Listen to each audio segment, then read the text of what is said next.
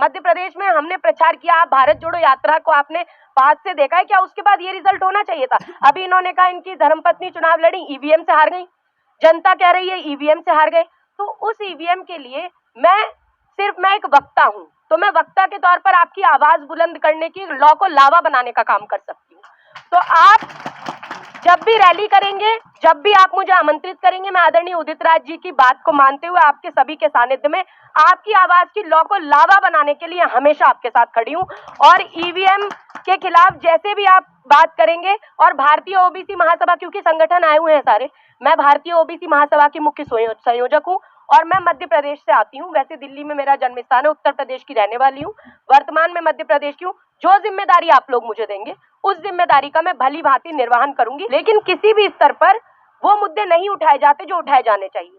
अब मुद्दा आया कि चुनाव चल रहा है, ये मुद्दा आज का नहीं है। आदरणीय उदित राज जी तो ये बहुत पहले से उठाते आए हैं कि ईवीएम में कुछ ना कुछ परेशानी का विषय तो है कि आखिर ईवीएम ऐसा क्या है कि जनता कहती है नहीं हम मोदी जी को वोट नहीं देंगे, जनता कहती है हम भाजपा को वोट नहीं करेंगे क्योंकि महंगाई है, क्योंकि बेरोजगारी है, क्योंकि पेट्रोल डीजल 100 रुपए से ऊपर पहुंच गया पहली बार आजादी के बाद, क्योंकि महिलाओं के साथ अत्याचार हो रहा है, अंतर्राष्ट्रीय पहलवान बेटियों को पुलिस पीट रही है, सड़कों पर घसीटा जा रहा है, क्योंकि ओबीसी के साथ अत्याचार किया जा रहा है, एससी एसटी के साथ अन्याय किया जा रहा है।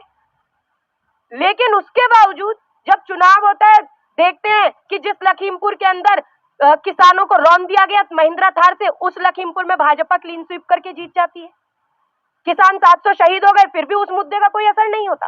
आदरणीय उदित राज जी देखिए, मैं यहाँ भाषण नहीं दे रही हूँ, ये मुझे लगता है आदरणीय उदित राज जी भी जानते हैं, मैं उनकी बेटी के समान में, मेरे मन की पीड़ा है जो हम झेल रहे हैं। आजादी के बाद वो हो जाएगा, जैसे गांधी जी के समय में पूरा देश बंद हो जाता था, हम लोग पूरे देश को बंद कर सकते हैं।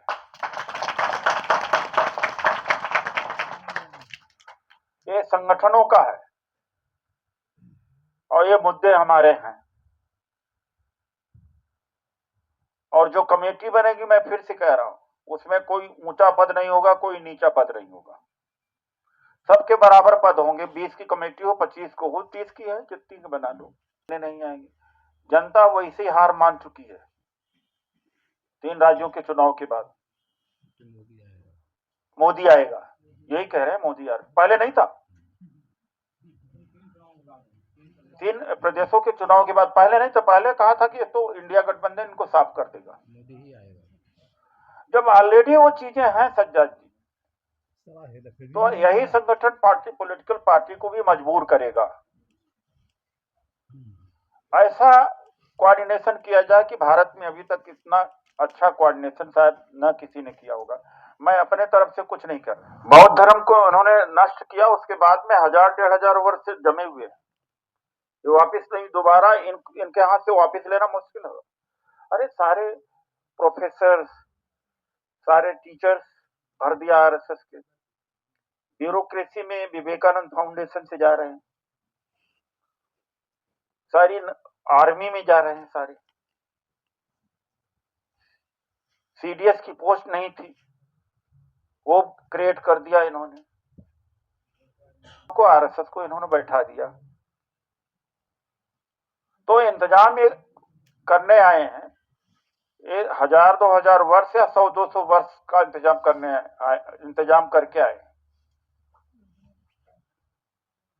ये तो कहते हैं क्रिश्चियंस को तो है मर्डर कर दो, मुसलमानों का मर्डर कर दो, कम्युनिस्टों का मर्डर कर दो, इनको मार के भगा देना चाहिए, जो अंदरूनी में बात आप कह रहा हूं। तो इन सब का एक ही तरीका है कि जनशक्ति इकट्ठा किया जाए। मैं फिर से कह दे रहा हूं कि जिनके अपने अपने संगठन हैं, उनको आप आगे कह देना कि आपके संगठन को और हम बढ़ाने में मदद करेंगे। आप जुड़ोगे तो आप मजबूत होगे, कमजोर नहीं होगे। बस जब आह्वान हो तो आप अपनी ताकत को लेकर के पहुंच जाओ। हम एक कोऑर्डिनेटर बनेंगे, बस हम देश के जितने संगठनों को एक कोऑर्डिनेटर की भूमिका अदा करेंगे और हमारा कोई दखलंदाजी नहीं होगी। कोऑर्डिनेशन के लिए आज हमारे पास 13 नाम आ गए हैं दिल्ली के।